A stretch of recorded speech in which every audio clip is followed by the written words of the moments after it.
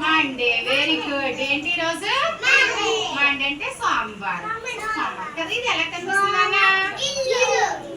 ఇల్లా. ఇది ఏం అక్షరాలు చెప్పేసేయాలి. ఇదేంటి?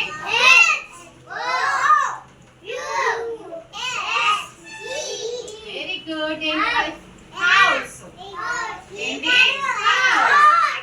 హౌస్. Very good. ఇక్కడ ఏం కనిపిస్తున్నాయి? ఇవి ఏంటవి? నెంబర్స్. ఎన్ని ఉన్నాయి కౌంట్ చేయాలి.